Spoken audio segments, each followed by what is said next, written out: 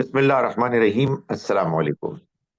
ہم آج سے قرآن مجید کے خلاصے کو بیان کریں گے، اور اس میں ہمارے پیش نظر یہ ہوگا کہ ہم قرآن کو سمجھیں جیسا کہ اس کا حق ہے کہ ہم اس کو سمجھیں، اور یہ سمجھنے کا طریقہ یہ ہوگا کہ میں قرآن مجید کو ایک سیکوینس کے ساتھ بیان کروں گا۔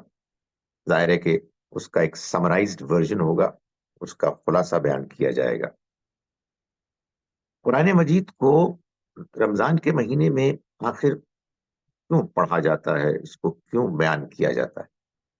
اس کی وجہ قرآن مجید کی وہ آیہ مبارکہ ہے جس میں اللہ تعالیٰ نے یہ واضح فرمایا کہ یہ رمضان کے مہینے میں جو روزے رکھنے کا حکم دیا گیا ہے، یہ اس لیے دیا گیا ہے کہ شہر رمضان الذی انزل فیہ القرآن، رمضان کا مہینہ وہ مہینہ ہے جس میں قرآن مجید نازل ہوا، یعنی قرآن مجید کے نزول کا آغاز ہوا۔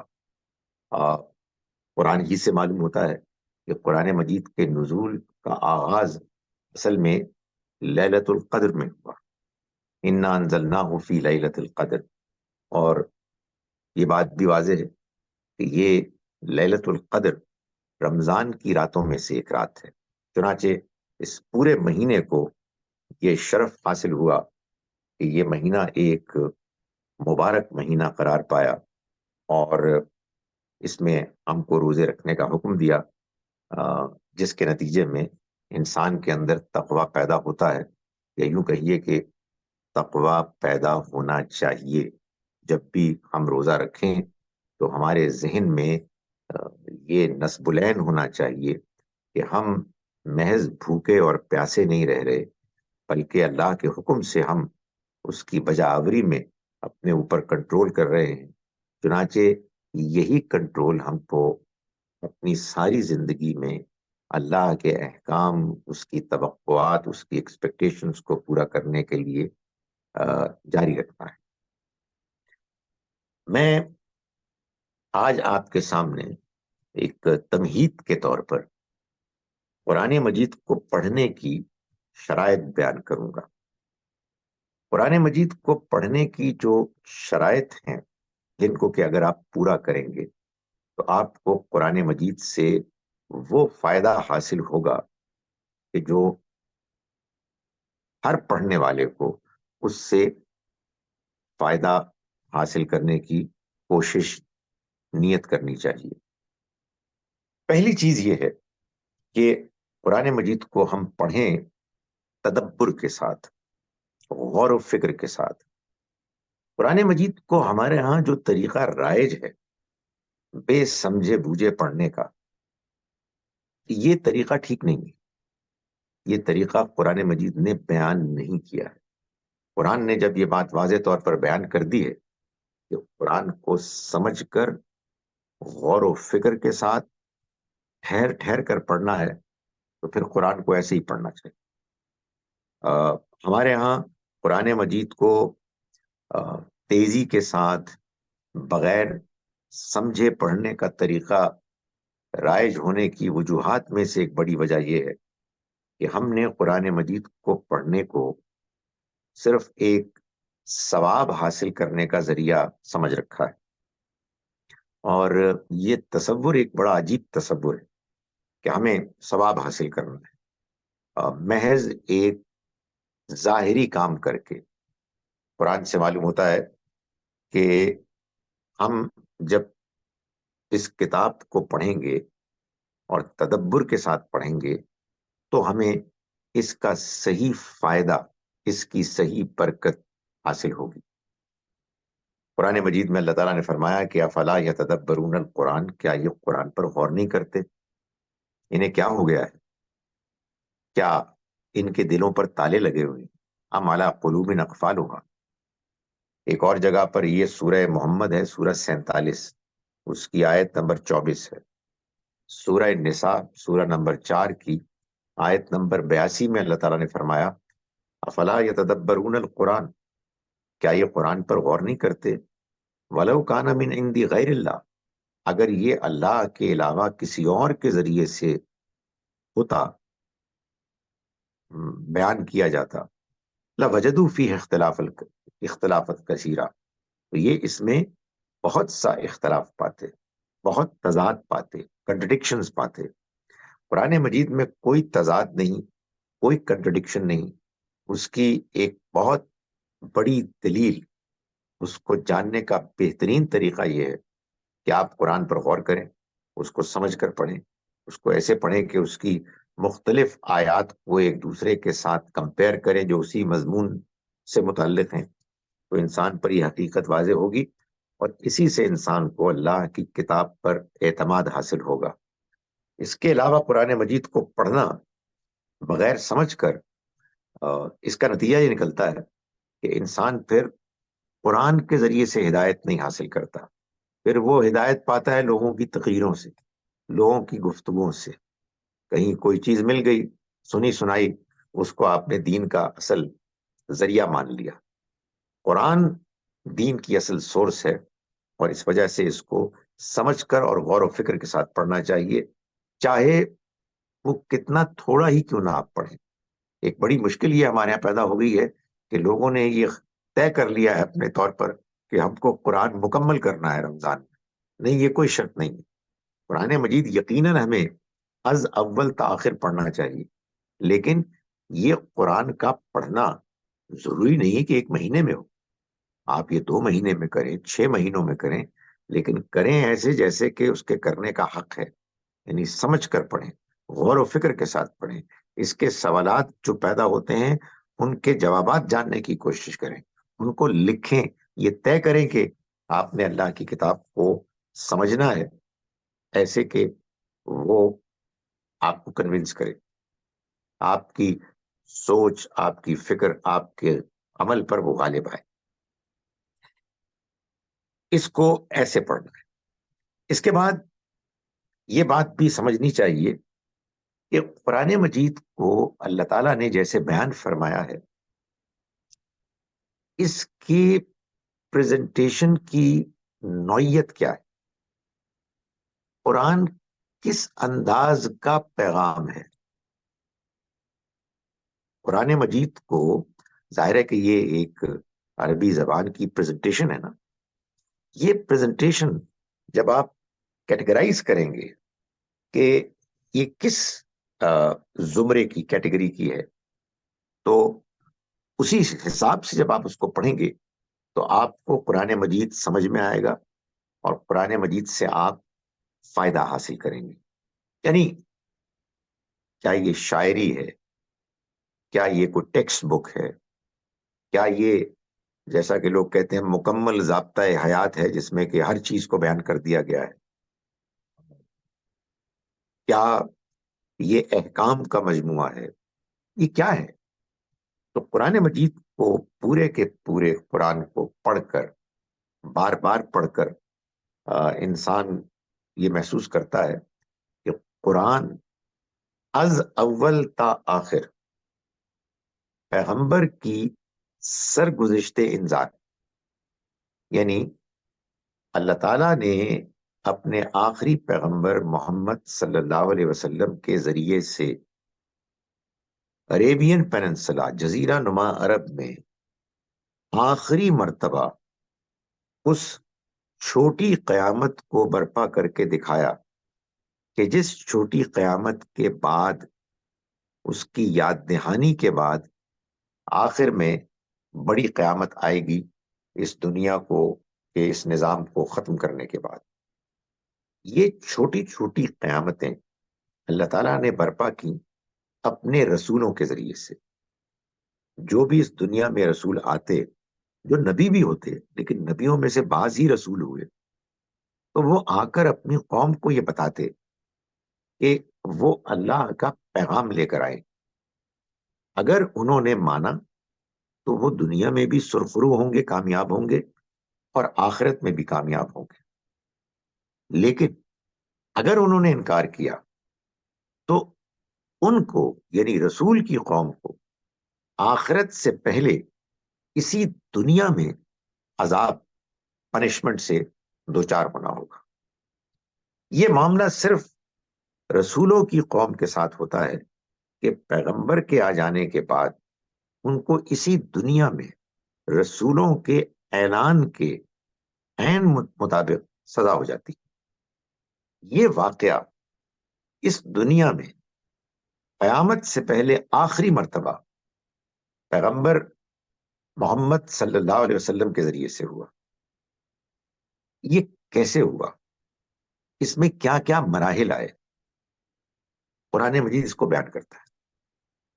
یعنی یہ اس واقعے کی سرگزشت ہے، کیسے اللہ نے اپنے پیغمبر کو اپنی وحی کے ذریعے سے رہنمائی کی، اور پیغمبر نے اس رہنمائی کو لوگوں کے سامنے پیش کیا، اور پھر ان کے اس مقصد مشن کے مختلف مراحل ہیں کہ جو انہوں نے طے کیے، اور بالآخر اللہ کا وہ فیصلہ صادر ہو گیا اسی دنیا میں کہ جس کے مطابق ہر رسول کی انکار کرنے والی قوم پر اللہ کا عذاب آتا ہے. تو قرآن مجید شروع سے لے کر آخر تک اصل میں یہ کام کر رہا ہے. یہ انذار کی سرگزشت ہے. یقیناً اس میں نصیحت بھی ہے، اس میں قانون بھی ہے، اس میں دلائل بھی ہیں، اس میں ایمانیات کا بیان بھی ہے، مگر وہ سب اصلاً اس مقصد کو پورا کر رہے ہیں. ہم جب قرآن کو پڑھتے ہیں تو ہم کو قرآن مجید میں اللہ کی نصیحتیں، اللہ تعالیٰ کے احکام، اس کی شریعت، ایمانیات سب کا بیان ملتا ہے، اور اس سے ہم فائدہ اٹھاتے ہیں. قرآن ہدایت کی کتاب ہے تمام انسانوں کے لیے. لیکن جب اس کو ہم پیغمبر کی سرگزشت انذار کے طور پر پڑھتے ہیں تو ہم کو یہ احساس ہوتا ہے کہ اللہ نے اپنے آخری پیغمبر صلی اللہ علیہ وسلم کو جس طرح اس دنیا میں مختلف مراحل سے گزار کے اپنے مقصد مشن کو مکمل کرنے کا موقع توفیق دی، اس میں ہمارے لیے جب جب ہم اس کو پڑھتے ہیں تو بہت سے فائدے ہوتے ہیں. ہمارا اللہ پر ایمان، آخرت پر ایمان، رسالت پر ایمان پختہ ہوتا ہے، اور ہم یوں اللہ کی اس کتاب کے ذریعے سے اپنے اندر اعتماد پاتے ہیں. اس کو میں مزید آگے بیان کروں گا، لیکن یہاں میں اختصار کے ساتھ یہ بتا رہا ہوں آپ کو کہ یہ ایک بہت مفید چیز ہوگی اگر ہم قرآن مجید کو پڑھتے ہوئے جب یہ سمجھتے ہیں کہ یہ پیغمبر کی سرگزشت انذار ہے، تو اس بات کو جانیں کہ اس کا ایک نظم ہے. اللہ تعالیٰ نے قرآن مجید کو ترتیب دیا ہے بڑی حکمت کے ساتھ. یہ قرآن کی ترتیب وہ ترتیب نہیں ہے جس ترتیب میں وہ اترا. وہ تاریخی ترتیب چھوڑ کر ایک نئی ترتیب کے ساتھ قرآن کو مرتب کیا گیا، آرگنائز کیا گیا، اور اس میں اس بات کا لحاظ رکھا گیا کہ اس میں سورتوں کے 7 جوڑے ہوں، ایسے کہ ہر جوڑا ابتدا میں ایک یا ایک سے زیادہ مکی صورتیں رکھے، اور اس کے اختتام میں ایک یا ایک سے زیادہ مدنی صورتیں ہوں. تو یہ مکی مدنی صورتوں کے 7 گروپس ہیں کہ جن پر یہ قرآن مشتمل ہے، اور ان میں وہی سرگزشت انذار ہے کہ جو آپ کو سب سے نمایاں مضمون کے طور پر نظر آئے گی. اس کی صورتوں میں 114 صورتوں میں سے 108 صورتیں 54 پیئرز پر مشتمل ہیں، اور اس میں ہر سورہ اپنے مضمون میں ایک مکمل اکائی ہے. اس کی آیات ساری مل کر جڑ کر ایک ایسا کوہرنٹ، ایسا منظم پیغام پیش کرتی ہیں کہ جس کو پڑھ کے انسان محسوس کرتا ہے کہ ایک پوری بات اس سورہ مبارکہ میں اس کے سامنے آ گئی ہے. تو جب ہم قرآن مجید کو اس طرح سے پڑھیں گے کہ جیسا کہ قرآن ہے، تو ہم کو قرآن مجید زیادہ بہتر طریقے سے سمجھ میں آئے گا. میں یہ گزارش کر رہا تھا کہ اس میں پیغمبر کی سرگزشت انذار ہے. چنانچہ جب ہم قرآن کو پڑھیں گے تو ہم یہ محسوس کریں گے کہ جو صورتوں کا گروپ بھی آپ پڑھ رہے ہیں اس میں ایک طرف سے ابتدا سے انتہا کی بات ہوگی. بعض صورتوں میں بعض مراحل نہیں ہے، کہیں کوئی ابتدا کا مرحلہ نہیں ہے، اکثر آخری مرحلہ نہیں، لیکن بہرحال وہ ایک سیکوینس ہے. اس سیکوینس میں، اس ترتیب میں سب سے پہلے انذار ہے، وارننگ. یہ دنیا عارضی ہے، یہ ایک امتحان ہے، موت آنے والی ہے، موت کے بعد ایک اور زندگی ہے، اور جن لوگوں کو قرآن پیش کیا جا رہا ہے ان کے لیے تو اسی دنیا میں قیامت برپا ہو جائے گی اگر وہ انکار کر دیں گے. تو یہ وارننگ ہے کہ جو پہلے دی گئی، اور یہ خاص لوگوں کو دی گئی. پھر یہی وارننگ عام لوگوں تک پہنچا دی گئی. سو انذار خاص، انذار عام. اور اس عام لوگوں کو وارننگ پہنچا دینے کے بعد تیسرا مرحلہ یہ آتا ہے کہ جس میں اتمام حجت ہوتی، بات آخری حد تک واضح کر دی جاتی ہے، جس کے بعد کسی سننے والے، جاننے والے کے لیے انکار کی کوئی گنجائش باقی نہیں رہتی. یعنی ایک آدمی کو اگر بات ٹھیک طرح سے معلوم نہیں ہوئی ہے تو وہ کوئی ایکسکیوز پیش کر سکتا ہے، لیکن اگر بات اتنی واضح ہو گئی ہے کہ کسی ایکسکیوز کی کوئی گنجائش ہی نہیں رہی، اس کو اتمام حجت کہتے ہیں. تو قرآن مجید کی بہت سی صورتیں وہ ترتیب سے جب آپ پڑھیں گے تو آپ کو اس مرحلے کی محسوس ہوں گی. اس کے بعد ہجرت و برات کا موقع آتا ہے نبی صلی اللہ علیہ وسلم کی زندگی میں، اور اس کے لیے قرآن کی صورتیں ہیں جو آپ کو محسوس ہوگا کہ اسی ترتیب میں انذار، انذار عام، اتمام حجت کے بعد آپ کو یہ مضمون ملے گا جس میں کہ گویا کہ اس قوم سے کہ جس کو کہ قرآن پہنچایا گیا، ان کے رویے، ان کے انکار کے بعد بیزاری اور لا تعلقی کا اعلان کر دیا گیا. اور اس کے بعد ہجرت کی تیاری ہوئی، اور ہجرت کے مرحلے سے گزر کر پیغمبر صلی اللہ علیہ وسلم ایک دوسرے شہر، دوسری بستی مدینہ منورہ یثرب میں چلے گئے، اور وہاں پھر جو قرآن نازل ہوا وہ مدنی قرآن کہلاتا ہے. سو قرآن مجید کی صورتیں یا مکی ہوتی ہیں یا مدنی ہوتی ہیں. تو مکی صورتیں کو تقریباً اپنے والیوم، حجم کے لحاظ سے 2/3 آف دا قرآن ہے، 2/3. اور مدنی صورتیں وہ 1/3 ہے، 1/3 ہے. سو مدنی صورتوں میں ایک مضمون وہ ہے کہ جس کو آپ کہہ سکتے ہیں تزکیہ و تطہیر. یعنی وہ اہل ایمان کہ جو ایمان لانے کے بعد یا انہوں نے ہجرت کی، یا یثرب مدینہ منورہ میں لوگوں نے ہجرت کرنے والوں کا استقبال کیا، اور وہ بھی اہل ایمان کے گروہ میں شامل ہو گئے. تو ان کا تزکیہ کیا گیا، اس لیے کہ تزکیہ ہی اصل دین کا نصب العین. انسان اپنے باطن میں، اپنے ظاہر میں پاک ہو، اور وہ ان تمام گندگیوں، آلائشوں، برائیوں سے اپنے آپ کو الگ کرے کہ جن کی وجہ سے وہ آگے نہیں بڑھ پاتا. آگے کس معاملے میں نہیں بڑھ پاتا؟ اللہ کے ساتھ تعلق میں، بندوں کے ساتھ حسن سلوک میں، بندوں کے ساتھ اچھے رویے، اچھے تعلقات میں. سو یہ تزکیہ ہے کہ جو ایک جانب پاکیزگی اور دوسری جانب اضافے، یعنی اللہ کے ساتھ تعلق اور بندوں کے ساتھ تعلق میں بہتری کا نام ہے. اور اسی تزکیے کے نتیجے میں انسان کو جنت ملے گی.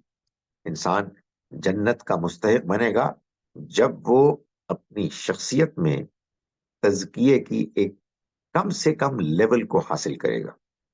تو یہ تزکیہ ہے کہ جو خاص طور پر موضوع بنا مدینہ منورہ میں نازل ہونے والی صورتوں کے اندر، اور اس میں تطہیر بھی ہے، یعنی وہ لوگ کے جو پیغمبر کے ساتھیوں میں شامل ہوئے، ان میں وہ لوگ کے جو کھوٹے تھے ان کو الگ کر دیا گیا، جو کھڑے تھے وہ واضح طور پر نمایاں ہو گئے، اور آخر میں پھر اللہ کا عذاب آ گیا، اور کچھ صورتیں ہیں جو اس عذاب کو بیان کرتی ہیں۔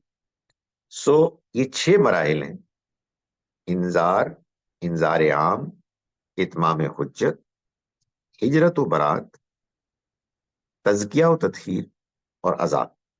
یہ قرآن مجید کو جب آپ سرگزشت انذار، پیغمبر صلی اللہ علیہ وسلم کی وارننگ کی جو پوری سٹوری ہے اس کو آپ سامنے رکھیں گے، اس قرآن کی اصل انداز، اس پریزنٹیشن کے اصل مضمون کو، تو آپ کو سمجھ میں آئے گا، ورنہ آپ کو سمجھنے میں مشکلات ہوں گی۔ اس طرح سے آپ قرآن کو سمجھیں گے تو آپ محسوس کریں گے کہ ہر مرتبہ جب آپ قرآن پڑھ رہے ہیں تو آپ انجوائے کر رہے ہیں، آپ کو معلوم ہو رہا ہے کہ قرآن کیا کر رہا ہے، کون سی بات کہاں ہو رہی ہے۔ لیکن ظاہر ہے کہ اس کے لیے یہ ضروری ہے کہ آپ قرآن کو سمجھ کر پڑھیں۔ سمجھ کر پڑھنے کے لیے یا تو سب سے بہتر یہ ہے کہ عربی سیکھیں، لیکن جب تک وہ نہیں سیکھ پاتے آپ تو اس کا ترجمہ سامنے رکھیں، ترجمے کے بغیر نہیں پڑھیں۔ آپ عربک ٹیکسٹ بھی پڑھیں اور عربی کے متن کے ساتھ اس کے نیچے کا ترجمہ پڑھیں، جو سوالات پیدا ہوں ان کو نوٹ کریں، ان پر غور کریں، تدبر کریں، اسی طرح سے قرآن سمجھ میں آئے گا۔ اسی طرح سے قرآن مجید کے ساتھ آپ کا واقعی حقیقی تعلق بنے گا، ورنہ اپنا ایک ظاہری سرسری سے تعلق ہوگا۔ آپ خوش ہوں گے کہ آپ کو ثواب مل رہا ہے، میں اس پر کوئی تبصرہ نہیں کرنا چاہتا، وہ فیصلہ اللہ تعالیٰ کرے گا، لیکن بہرحال اللہ تعالیٰ نے اس قرآن کو ثواب حاصل کرنے یا برکت کے لیے نازل نہیں کیا۔ یہ ثواب، یہ برکت، یہ سب کچھ اس کے بائی پروڈکٹس ہیں، یعنی بعض اوقات آپ ایک ایڈیشنل بونس، ایک ایڈوانٹیج ہوتی ہے، وہ آپ کو حاصل ہو سکتی ہے، لیکن اس کی اصل پڑھنے کی وجہ اس کو سمجھنا اور اس سے ہدایت حاصل کرنا ہونا چاہیے۔ ایک اور جو شرط قرآن مجید کو پڑھنے کے دوران ذہن میں واضح رہنی چاہیے، وہ بات ہے کہ جو قرآن نے خود اپنے بارے میں بیان کی کہ یہ قرآن الفرقان ہے، یعنی یہ تمام دوسرے ذرائع علم، دین کے علم کے ذرائع پر حاکم ہے، یہ الٹیمیٹ سورس ہے، یہ اتھارٹی ہے، یہ اللہ کا فیصلہ ہے۔ اس کو دین اور مذہب کے معاملے میں گفتگو، انڈرسٹینڈنگ، ریسرچ میں اولین حیثیت حاصل ہے۔ باقی سب سورسز اس کے تابع ہیں، سبسروینٹ ہیں، یہ الٹیمیٹ سورس ہے۔ اگر آپ نے یہ بات نہیں سمجھی تو پھر آپ کو قرآن بالکل سمجھ میں نہیں آئے، اس لیے کہ جب آپ قرآن کو وہ حیثیت دے ہی نہیں رہے کہ جو قرآن کی حیثیت ہے، تو قرآن آپ کے سامنے کیوں کھلے؟ تو قرآن کا یہ اعلان ہے کہ قرآن الفرقان ہے، صحیح اور غلط میں واضح طور پر فرق کرنے والی کتاب، جو اللہ کی طرف سے حق کو بیان کرتی ہے اور اللہ کا فیصلہ سنا دیتی ہے۔ اسی کا ایک دوسرا پہلو یہ ہے کہ یہ کتاب ایک واضح کتاب ہے، یعنی صحیح اور غلط میں فرق کرنے والی کتاب قرآن کیسے ہو سکتی ہے؟ کیسے ہو سکتا ہے قرآن اگر وہ ان کلیئر ہے، اگر وہ ایمبیگوس ہے، اگر وہ مشکل ہے، اگر وہ سمجھ میں ہی نہیں آ رہا؟ بھائی اگر آپ یہ کہتے ہیں کہ مجھے قرآن سمجھ میں ہی نہیں آ رہا اور میں تو قرآن مجید کو نہیں سمجھ سکتا، تو اس کے بعد کیا ہوگا؟ اس کے بعد میرے جیسے لوگوں کی آپ بات سنیں گے، تقریریں، سٹوریز، شاعری، نعرے، جذبات، یہ کچھ ہوگا۔ تو قرآن اللہ نے میری اور آپ کی ہدایت کے لیے نازل کیا ہے، تو یہ کیسے ہو سکتا ہے کہ جو اس نے کتاب نازل کی ہے وہ سمجھ میں ہی نہ آ سکے؟ اور یہ کتنی عجیب بات ہوگی کہ جو کتاب اس نے ہماری ہدایت کے لیے نازل کی ہے اس کو ہم پڑھ رہے ہیں بغیر سمجھ کے. تو اگر آپ کو عربی نہیں آتی تو آپ اس کو اپنی زبان میں، اردو میں، انگلش میں، پنجابی میں، جو بھی آپ کی زبان ہے اس میں آپ ترجمہ پڑھیں اور اس کو سمجھنے کو اپنی اولین پرائرٹی بنائیں. قرآن مجید کا یہ دعویٰ ہے کہ یہ کتاب مبین ہے، یہ واضح کرنے والی کتاب ہے، یہ کلیئر کتاب ہے. ایک اور بات جو ساتھ ساتھ ذہن میں رہنی چاہیے وہ یہ کہ یہ کتاب ہے کہ جو مسلمانوں کے اتحاد، یونٹی کا واحد ذریعہ ہے. مسلمان آپس میں اسی وقت جڑیں گے جب وہ قرآن مجید کو اپنا اصل ٹارگٹ، اصل سورس مانیں گے. قرآن مجید نے کہا وَاعْتَصِمُوا بِحَبْلِ اللَّهِ جَمِيعًا، اور اللہ کی رسی کو، اس رسی کو مضبوطی سے پکڑ لو، وَلَا تَفَرَّقُوا، اور آپس میں تفرقے میں مت پڑو. یعنی یہ نہ ہو کہ تم اس کو چھوڑ کر اپنے اپنے علم کے ذرائع کے پیچھے پڑ جاؤ. کوئی کسی عالم، کوئی کسی امام، کوئی کسی اور تاریخ کی کتاب کو لے کے اصل اس کو بنا دے اور قرآن کو نظر انداز کر دے، تو ظاہر ہے پھر آپس میں مسلمان جڑیں گے کیسے؟ وہ کٹیں گے، کٹنا لازم ہے. تو یہ قرآن اللہ کا فیصلہ ہے. یہ قرآن آسان کتاب ہے. یہ قرآن مسلمانوں کی اتحاد کی کتاب ہے. اور قرآن مجید ہی نے اپنے بارے میں یہ بتایا کہ یہ مہیمنن علیہ ہے. اتحاد کے لیے جو آیت ہے وہ آیت نمبر 103 ہے سورہ آل عمران کی. اور مہیمن کا مطلب ہے کہ یہ نگران ہے، سپروائز کرتی.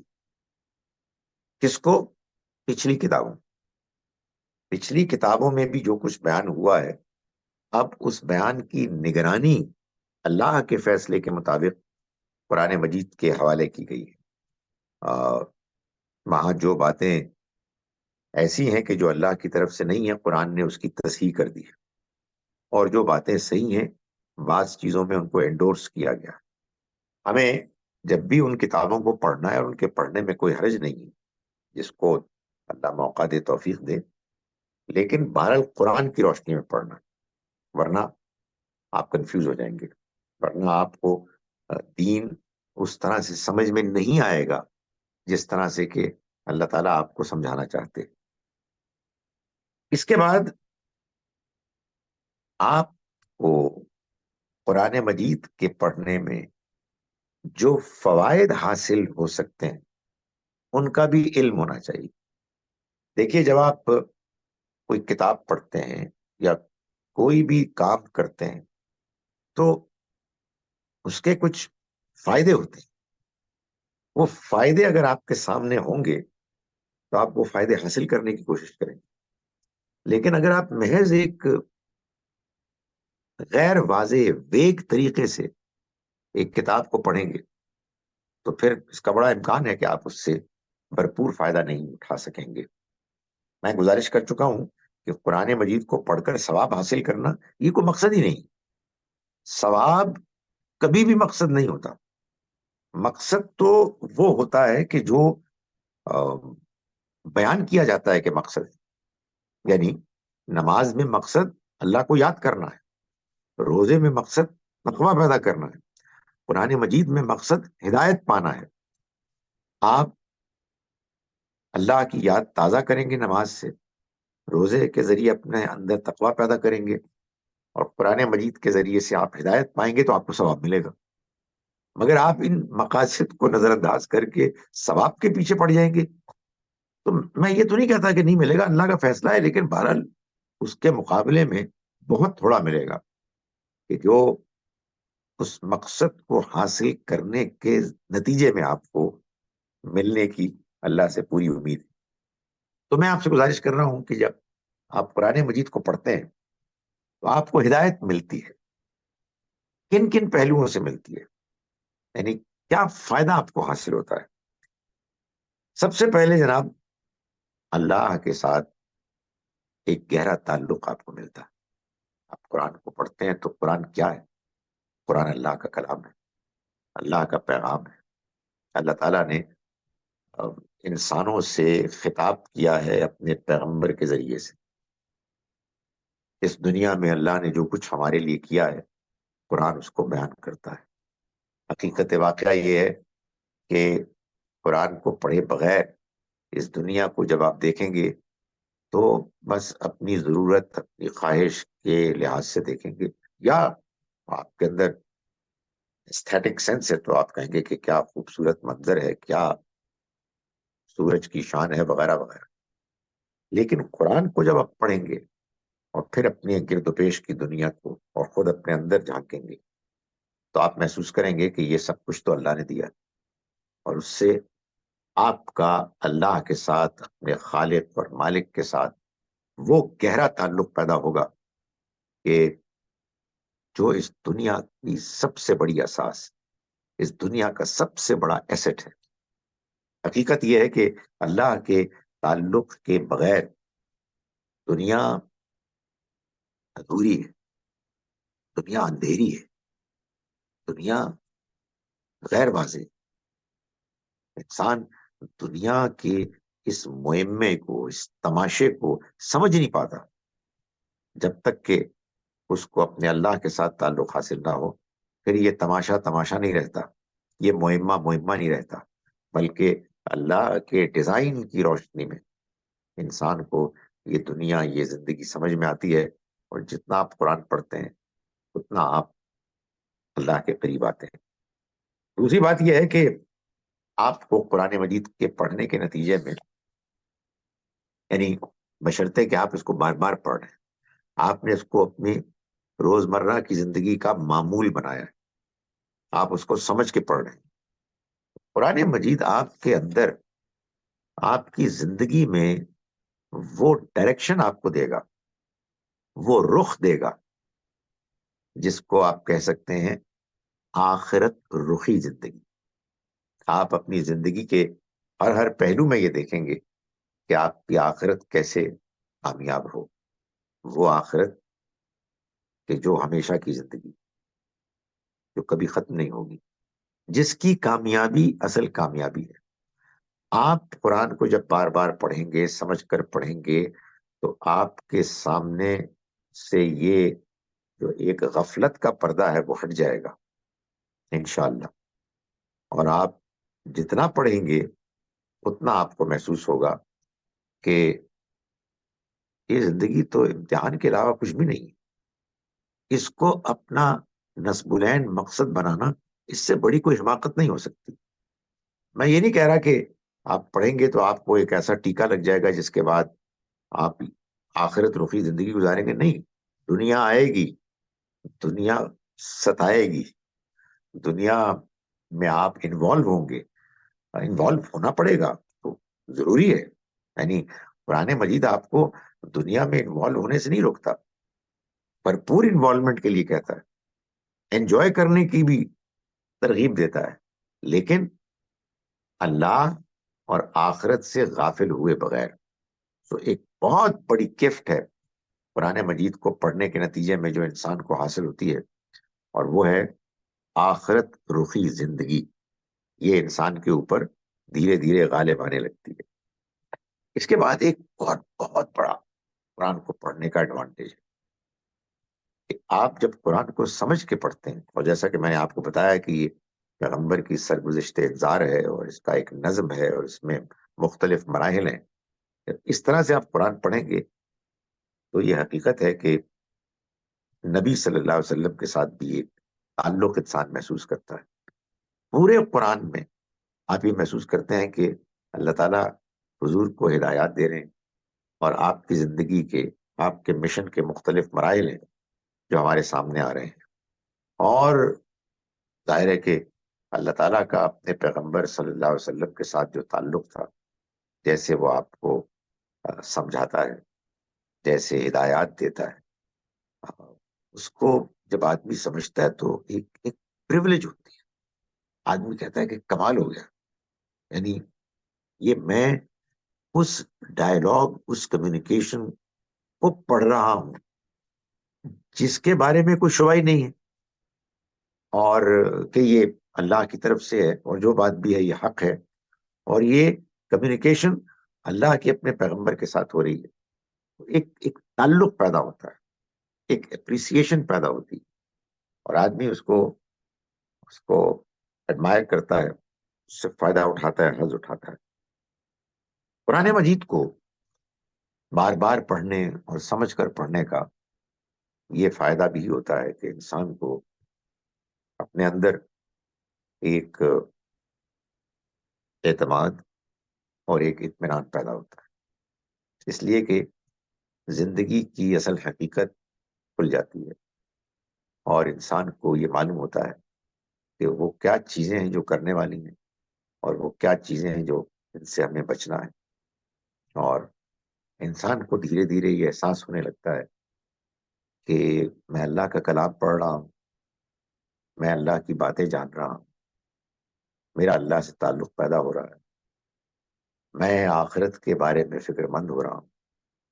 تو یہ سب چیزیں مل کر انسان کو ایک اندر کا اطمینان دلاتی ہیں، اور انسان کے اندر ایک دین کے بارے میں، ایمانیات کے بارے میں، قرآن کے بارے میں ایک اعتماد پیدا ہوتا ہے۔ یہ اعتماد محض جذباتی اعتماد نہیں ہے، جذبات بہت ضروری ہیں، لیکن جذباتی اعتماد تو تقریروں سے بھی ہو سکتا ہے، کھوکھلے نعروں سے بھی ہو سکتا ہے، غلط فرد ایگزیجریٹڈ سٹوریز سے بھی ہو سکتا ہے۔ قرآن پیورسٹ آف دا پیور ہے، اس کے نتیجے میں آپ کے اندر جو اطمینان سکون پیدا ہوتا ہے وہ ایک جینوئن اطمینان ہے۔ قرآن مجید کو بار بار پڑھنے کے نتیجے میں انسان کے اندر یہ فکر بھی لاحق ہوتی ہے کہ میں خود بھی اپنے آپ کو آخرت کی پکڑ سے بچاؤں، اور اپنے عزیزوں، رشتہ داروں، دوستوں اور تمام دنیا والوں کو بھی اس سے بچانے کی کوشش کروں۔ ایک جینوئن ہمدردی انسان کے اندر پیدا ہوتی ہے، اپنوں کے بارے میں، انسانوں کے بارے میں، سبھی کے بارے میں، اور یہ بھی ایک بہت بڑی گفٹ ہے۔ قرآن مجید کا ایک اور فائدہ یہ میں آپ پہ چھوڑتا ہوں، ہے کہ نہیں ہے، کہ اس سے ثواب ملتا ہے، یقیناً ملتا ہے، لیکن یہ فیصلہ اللہ کرے گا۔ میرا کام تو یہ ہے کہ میں قرآن مجید کو پڑھوں ان وجوہات کی بنا پر کہ جو اس کی اصل وجوہات ہیں ہدایت کے لیے، اور جیسا کہ میں نے گزارش کی، اللہ پر، آخرت پر، نبوت پر، ایمان کو پختہ کرنے کے، تو ثواب انشاءاللہ اس کے نتیجے میں آپ کو مل جائے گا، وہ اللہ کی مہربانی ہے۔ اس کے بعد دو باتیں بس ہیں جو اختصار کے ساتھ مجھے بیان کرنی ہے۔ ایک یہ کہ قرآن کے علاوہ دین کے دو اور سورسز ہیں، ایک سنت ہے اور ایک حدیث ہے۔ سنت وہ اعمال ہیں کہ جو نبی اکرم صلی اللہ علیہ وسلم نے دین کی حیثیت سے کر کے قرآن ہی کی طرح اپنے تمام ساتھیوں کو سپرد کر دیے۔ جیسا قرآن دیا ویسے ہی سنت، نماز، روزہ، حج، زکوٰۃ وغیرہ۔ تو یہ قرآن ہی کی طرح ایک اور سورس ہے جو پوری امت کے اجماع، کنسنسس، ٹوٹل ایگریمنٹ کی صورت میں ہمارے سامنے موجود ہے۔ اس کا قرآن کے ساتھ تعلق کیا؟ قرآن اس کو مان کر ہم کو ہدایات دیتا ہے، یعنی قرآن مجید اس بات کو ایزیوم کرتا ہے کہ بھائی تم مسلمان ہو نا، مسلمان معاشرے میں رہ رہے ہو، تو سنت تو تمہارے پاس موجود ہے۔ چنانچہ قرآن مجید میں آیت نمبر 123 ہے سورہ النحل کی، سورہ نمبر 16، جس میں اللہ تعالیٰ نے فرمایا کہ ثم اوحینا الیک، پھر ہم نے آپ پر وحی کی اے پیغمبر، ان اتبع ملت ابراہیم حنیفہ، کہ آپ ابراہیم کے دین کی پیروی کریں جو کہ یکسو تھے۔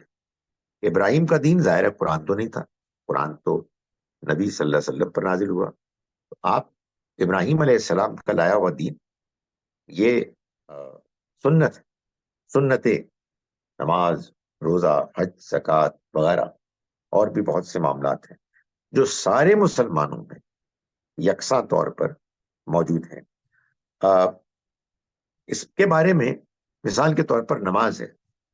اللہ تعالیٰ نے سورہ نساء میں آیت نمبر 103 میں یہ بتایا کہ نماز مسلمانوں پر اوقات کے لحاظ سے پڑھنی فرض کر دی گئی۔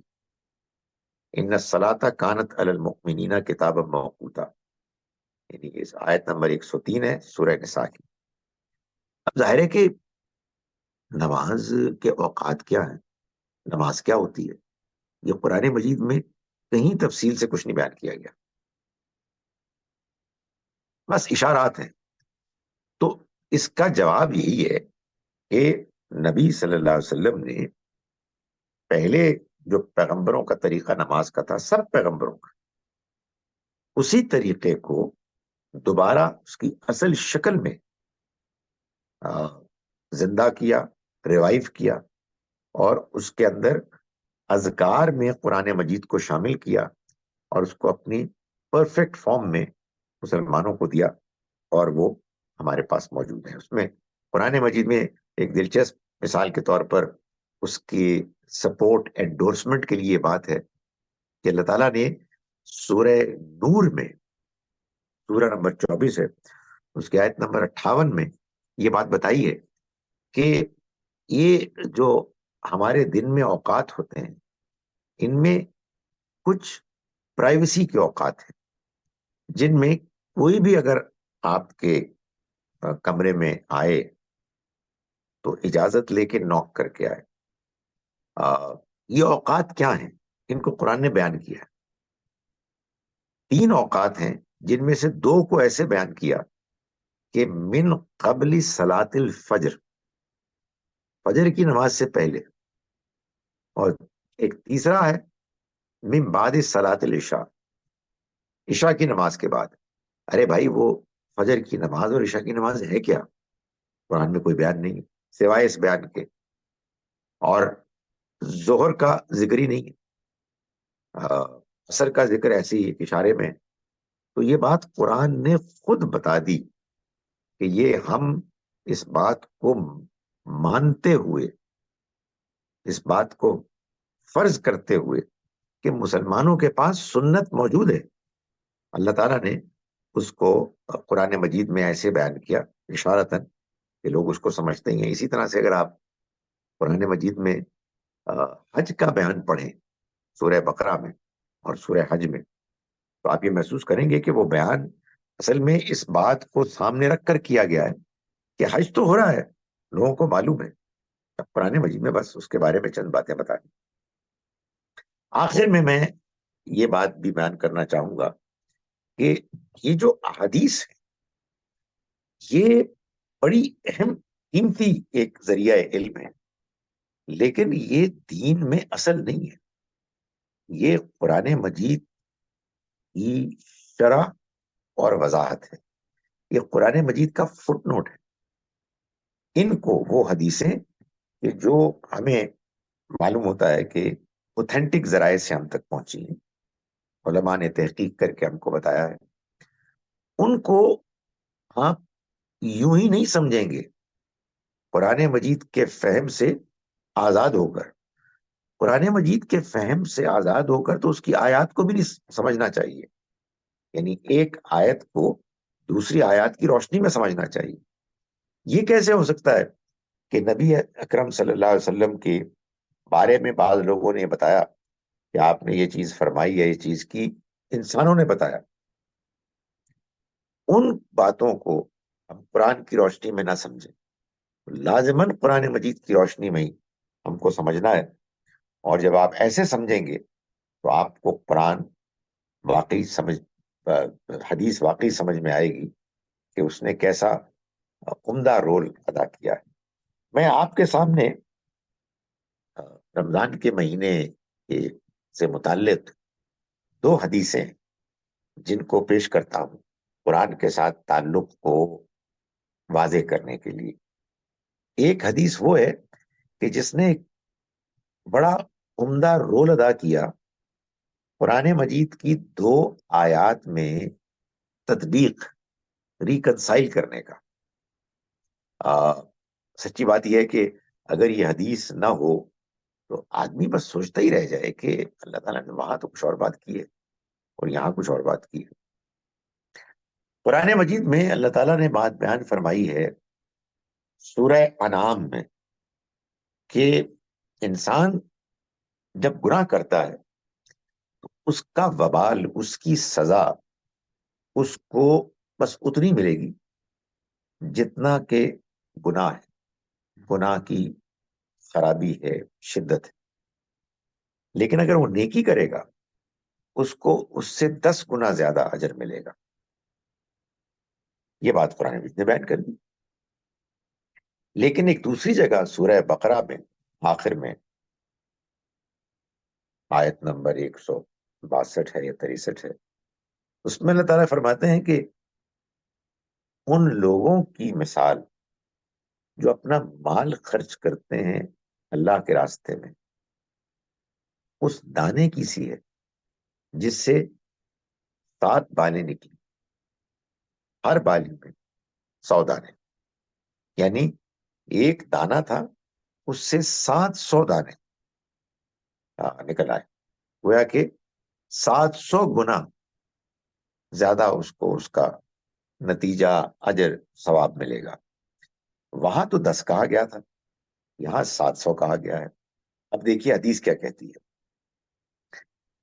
حدیث میں آیا ہے کہ جو عام نیکیاں ہیں، جو بھی نیکی ہے اس میں تو اجر ملتا ہے 10 گنا سے لے کے 700 گنا تک۔ سو گویا کہ قرآن مجید میں یہ جو الگ الگ 2 باتیں کی گئی ہیں، یہ معلوم ہوا کہ اصل میں ایک رینج ہے، منیمم 10، میکسیمم 700۔ اور آگے آپ نے فرمایا کہ اللہ تعالیٰ فرماتا ہے کہ الصوم لی وانا اجزی بھی، روزہ میرے لیے، یعنی یہ جتنی باقی نیکی کی باتیں ہیں، نیکی کے کام ہیں، ان کا اجر تو اسی حساب سے ملے گا، 10 سے 100 گنا۔ لیکن روزہ خاص طور پر میرے لیے رکھا جاتا ہے اور میں ہی اس کا اجر دوں گا۔ یعنی مطلب یہ ہے کہ باقی تمام نیکیوں کی تو کوئی نہ کوئی وجہ ہوتی ہے۔ نماز پڑھنے سے آدمی کو اللہ کا ذکر ملتا ہے، زکوٰۃ دینے سے انسان کو غریبوں کی مدد کرنے کا اطمینان حاصل ہوتا ہے۔ لیکن روزہ یہ انسان صرف اللہ کے لیے رکھتا ہے، اس میں ایک انسان ان نیچرل کام کر رہا ہوتا ہے، اپنے آپ کو بھوکا پیاسا رکھ رہا ہوتا ہے۔ تو اللہ تعالیٰ فرماتے ہیں کہ یہ میرے لیے اور میں ہی اس کا اجر دوں۔ ایک دوسری حدیث ہے جس کو کہ اگر آپ قرآن کی روشنی میں نہیں سمجھیں گے تو آپ غلط فہمی کا شکار ہو جائیں، اور بہت ایسی باتیں ہیں۔ نبی صلی اللہ علیہ وسلم نے فرمایا کہ من ساما رمضان ایمانم و احتسابن، جس نے روزے رکھے رمضان کے مہینے میں ایمان اور احتساب کے ساتھ، اس کے تمام پچھلے گناہ معاف ہو جائیں گے۔ قرآن سے معلوم ہوتا ہے کہ گناہ اگر چھوٹے ہیں تو وہ تو نیکیوں سے دھل جاتے ہیں، سیئات، لیکن اگر گناہ بڑے ہیں تو وہ توبہ کے بغیر نہیں دھلتے، توبہ لازم ہے۔ اس حقیقت کی روشنی میں جو قرآن سے ہمارے سامنے آئی، اگر ہم بات کو سمجھیں تو بات کچھ یوں ہے کہ انسان جب رمضان کے مہینے میں روزے رکھتا ہے اور ایمان کے ساتھ، یعنی اللہ کو موجود مانتے ہوئے اور خود احتسابی کرتے ہوئے، اپنی ماضی کی زندگی پر نظر دوڑاتے ہوئے، تو اس کے گناہ معاف ہوں گے۔ ظاہر ہے انسان جب یہ کام کرے گا اور اس کو یہ احساس ہوگا کہ میں نے تو بہت غلط کام کیے، تو پھر وہ توبہ کرے گا۔ اور ظاہر ہے کہ بڑے بڑے گناہوں پر انسان اگر رمضان کے مہینے میں روزے کی حالت میں یا رات کی عبادت میں وہ اللہ کے آگے گڑ گڑائے اور اپنے گناہوں پر معافی مانگے تو اللہ تعالیٰ اس کو معاف کریں گے۔ لیکن اگر آپ اس کو بغیر قرآن کی روشنی میں سمجھیں تو اس کا مطلب آپ یہ لیں گے کہ بس محض بھوکا پیاسا رہنے سے انسان کے گناہ معاف ہو جائیں گے۔ نہیں، ایسا نہیں ہو سکتا۔ حدیث کو قرآن کی روشنی ہی میں سمجھنا چاہیے، اس کے بغیر سمجھنا انسان کے لیے غلط فہمی اور غلط انڈرسٹینڈنگ کا ذریعہ بنے گا، جو ظاہر ہے کہ ایک بہت بڑا نقصان ہے. بجائے اس کے کہ انسان ہدایت پائے، انسان ہدایت سے محروم ہو جاتا ہے. میں اپنی بات کو یہاں روکتا ہوں. اگر آپ میں سے کسی کو کوئی سوال کرنا ہے تو آپ اس وقت اپنے آپ کو انمیوٹ کر کے سوال پوچھ سکتے ہیں. جی جناب عائشہ صاحبہ. السلام علیکم سر. ہمیشہ کہا جاتا ہے کہ قرآن مجید جو ہے رمضان میں نازل ہوا، لیکن جو مجھے سمجھ آئی وہ تو نازل ہونا سٹارٹ ہوا تھا نا، تو پھر ہم یہ کیوں نہیں بولتے کہ نازل ہونا شروع ہوا؟ کیونکہ جب ہم یہ کہتے ہیں کہ نازل ہوا تو اسے لگتا ہے کہ ایک دم سے نازل ہو گیا. نہیں، اصل میں یوں نہیں ہے. بات یہ ہے کہ ہم نے اس کو نازل کیا قدر کی رات میں، یا رمضان کا مہینہ وہ ہے جس میں قرآن نازل ہوا. ان دونوں باتوں کے دو مطالب ہو سکتے ہیں. ایک مطلب یہ ہو سکتا ہے کہ پورے کا پورا قرآن اس مہینے میں نازل ہوا، یا اس کی ابتدا اس مہینے میں ہوئی. دیکھیے یہ تو قرآن سے ہی واضح ہو گیا کہ قرآن مجید پورے کا پورا پورے رمضان میں نازل نہیں ہوا، بلکہ لیلۃ القدر میں ہوا. اور لیلۃ القدر اصل میں رمضان کی راتوں میں سے ایک رات ہے. تو وہ جو آپ کا جو سوال ہے جس میں کہ ایک خاص انڈرسٹینڈنگ ڈیولپ ہوتی ہے کہ قرآن رمضان میں نازل ہوا، تو اس میں یہ بھی ذہن میں آتی ہے بات، اگر کچھ سادہ سوچ کو لیا جائے کہ قرآن پورے رمضان میں نازل ہوا، لیکن یہ تو بات واضح ہو گئی نا کہ پورے رمضان میں نازل نہیں ہوا بلکہ قدر کی رات میں ہوا. یہ کیسے معلوم ہوا؟ یہ قرآن مجید سے معلوم ہو گیا. اب اسی طرح سے ایک دوسری بات بھی سمجھ لینی چاہیے کہ یہ جو نازل ہونا ہوا ہے، جیسا کہ پورے رمضان میں نہیں ہوا بلکہ ایک رات میں ہوا ہے، اور اس رات کے رمضان میں ہونے کی وجہ سے اللہ تعالیٰ یہ فرما رہے ہیں کہ یہ پورے رمضان میں نازل ہوا، یعنی رمضان کے مہینے میں نازل ہوا. اسی طرح سے یہ غلط فہمی بھی دور ہو جانی چاہیے کہ اس کا پورے کے پورے کا نازل ہونا بیان نہیں کرنا مقصود ہے، بلکہ جو مقصود ہے وہ یہ ہے کہ اس کی ابتدا رمضان کے مہینے میں ہوئی اور قدر کی رات میں. تو قرآن اصل میں یہ چاہتا ہے کہ قرآن اپنے آپ کو جس طرح سے بیان کر رہا ہے اس کو سمجھنے کے لیے آپ زور لگائیں، غور و فکر کریں. جی تمکنت صاحب. جی السلام علیکم سر. وعلیکم السلام. یہ تو قدر کی رات میں یعنی کہ آڈ نائٹس میں نازل ہونا شروع ہوا قرآن پاک، تو یہ کیسے پتہ چل سکتا ہے سر کہ ختم کب ہوا نزول قرآن پاک کا؟ اللہ تعالیٰ نے اس کو بیان نہیں کیا تو اس وجہ سے نہیں معلوم ہو سکتا. اس سے یہ بھی معلوم ہوا کہ اصل چیز یہ ہے کہ قرآن مجید کو اللہ نے اپنے بندوں پر نازل کرنے کا فیصلہ کیا، اور یہ اس کا ایک بہت بڑا فیصلہ تھا، بڑا ہی بابرکت فیصلہ تھا. ہوتے ہوتے وہ ایک خاص موقع پہ آ کے مکمل ہو گیا. اب اس کے مکمل ہونے کے لیے جب اللہ تعالیٰ نے کوئی بات بیان نہیں کی تو اس سے معلوم ہوتا ہے کہ کسی کو جستجو کرنی ہے تو کر لے، لیکن اللہ تعالیٰ اس پر کوئی بہت زیادہ آپ کی رہنمائی نہیں کریں گے، اس لیے کہ اصل چیز یہ ہے کہ قرآن کو اب اس طرح سے ارینج کر لیا گیا ہے کہ اب آپ کو اس کی ارینجمنٹ کو سامنے رکھ کر سمجھنا ہے اور اس سے بھرپور فائدہ اٹھانا ہے. یہ بات کہ وہ ایگزیکٹلی کس ڈیٹ کو نازل ہونا مکمل ہوا، اس کو ہو سکتا ہے کسی نے تاریخ میں محفوظ کرنے کی کوشش کی ہو، لیکن اللہ تعالیٰ کے بیان سے معلوم ہوتا ہے کہ وہ اس میں کوئی بہت زیادہ انٹرسٹڈ نہیں ہے. ویسے ایک آیت ہے سورہ مائدہ میں جس میں کہا گیا ہے کہ آج کے دن الیوم اکملت لکم دینکم، میں نے تمہارے لیے تمہارا دین مکمل کر لیا. تو اس کو دیکھ لیں، وہ غالباً سورہ مائدہ کی آیت نمبر 3 ہے. جی حماد صاحب. جی السلام علیکم سر. وعلیکم السلام.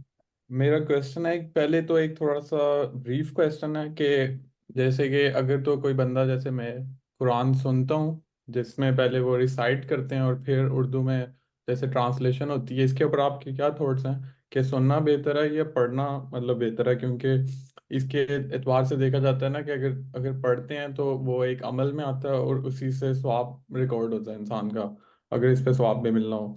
یہ تھوڑا سا بریف تھا۔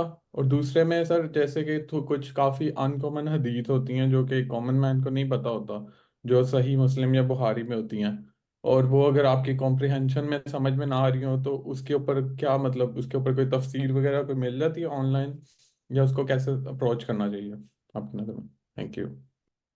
دیکھیں، بات یہ ہے کہ قرآن مجید کو پڑھنے کا بہترین طریقہ یہ ہے کہ آپ کو اگر اللہ توفیق دے تو آپ اس کی زبان کو جانیں، اور پھر جب قرآن پڑھا جا رہا ہو یا آپ پڑھ رہے ہیں تو آپ کو سمجھ میں آئے۔ یہ تو ٹاپ پرائرٹی کی چیز ہے، اس سے زیادہ بہتر کوئی چیز نہیں ہے۔ لیکن اگر آپ ایسا نہ کر سکیں تو دوسرے درجے کی چیز یہ ہے کہ آپ قرآن مجید کو عربی میں پڑھیں اور ساتھ ساتھ ترجمہ بھی پڑھیں۔ نماز میں جب آپ امام صاحب کے پیچھے ہوتے ہیں تو آپ عام طور پر ایسا نہیں کر سکتے، اگرچہ کہ میرے نزدیک اس میں کوئی حرج نہیں ہے کہ انسان اپنے ساتھ ایک اسمارٹ فون کے ذریعے سے ایپ رکھے اور اس کو کھول کے پڑھنا شروع کر دے، لیکن ظاہر ہے کہ عام طور پر آپ کو معلوم نہیں ہوتا کہ امام کب کیا پڑھیں گے۔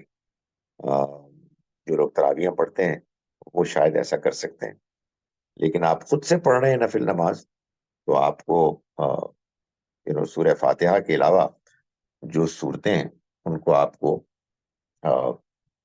پڑھنا چاہیے، ایسے کہ آپ کے سامنے ہو ایپ، آپ عربی میں بھی پڑھ رہے ہیں اور اس کا ترجمہ بھی دیکھ رہے ہیں۔ تیسرا جو لیول ہے وہ صرف ترجمہ ہے، اس کو سمجھ کے پڑھنے کا، اور چوتھا لیول جو ہے وہ بغیر سمجھ کے پڑھنا ہے۔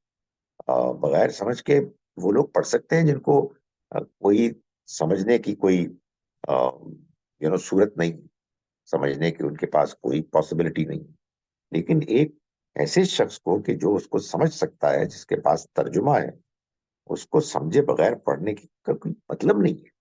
ہدایت کی کتاب ہے، آپ کو گائیڈ کرنے کے لیے آئی ہے، تو آپ کو گائیڈنس حاصل کرنی چاہیے۔ دوسری بات یہ ہے کہ دیکھیے، حدیث کو جب بھی آپ سمجھیں، آپ قرآن کی روشنی میں سمجھیں، دوسری احادیث کی روشنی میں سمجھیں، اپنی کامن سینس کی روشنی میں سمجھیں۔ جو حدیثیں جن کے بارے میں کہا جاتا ہے کہ وہ مستند ہیں، بخاری و مسلم کی ہیں، دوسری کتابوں سے ہیں، وہ آپ کو سمجھ میں نہیں آ رہی ہیں تو آپ ان کو نوٹ کر لیں اور ان کو قرآن پڑھتے ہوئے سمجھیں، کسی سے پوچھئے، صاحب علم سے، خود غور کریں۔ جب تک سمجھ میں نہ آئے اس وقت تک آپ اس کو کہتے ہیں توقف کریں، یعنی ویٹ کریں until such time کہ آپ کو بات سمجھ میں آ جائے۔ اب ہمارا وقت ختم ہو گیا، آپ کل اس کا سوال کریں آپ، میں کوشش کروں گا کل آپ کو زیادہ ٹائم دے دوں، لیکن I would like to finish on time۔ السلام علیکم ورحمۃ اللہ وبرکاتہ۔ وعلیکم